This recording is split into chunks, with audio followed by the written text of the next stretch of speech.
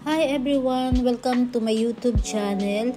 Papunta po kami ngayon sa aming farm lot na nabili. Bali, ang sukat po ng nabili namin ay nasa 3 hectares. So, first time namin na mag-visit dito. Ang kagandahan po dito, kita nyo naman po yung mga puno, mga super green pa po sila. Kasi dito po, lagi daw pong naulan-ulan. At di katulad ng part ng Manila, sobrang init na. Dito po talaga iba.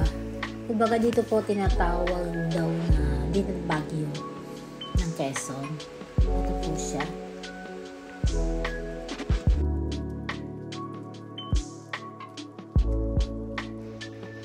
Andito na po tayo. Ito na po yung pinakabukanan ng aming farm. Yan po medyo mataas. Balak po namin yan i-bulldozer para medyo bumaba yung lupa niya. Ayan. Then, nagpasama po kami kay tatay kasi first time namin pasukin itong farm. Ayan, sinamahan po na kami.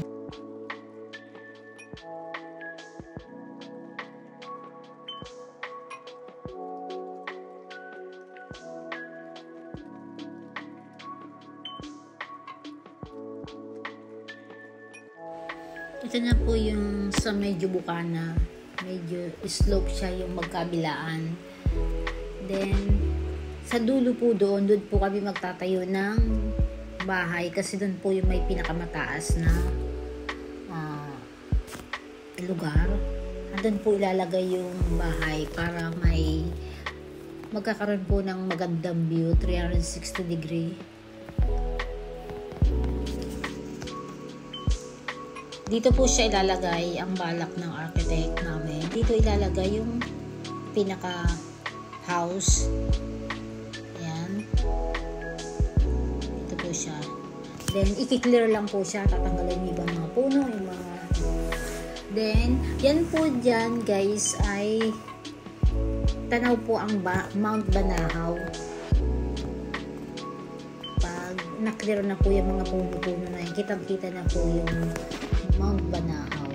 Kaya po, dito po talaga ang balak namin na dito ilagay yung house para maganda talaga yung may view. Hanggang dito lang po yung mabi-video ko kasi hindi po kayang pumunta ni husband dun sa pinakadulo kasi medyo marami pang punong mga putol-putol, baka po matipalok siya. Kumbaga, hanggang dito na lang. Maybe sa susunod po na video ko, kapag na-clear na at nalinis na talaga, mabibidyohan ko po yung buong pinaka-property. Guys, thank you for watching. Bye!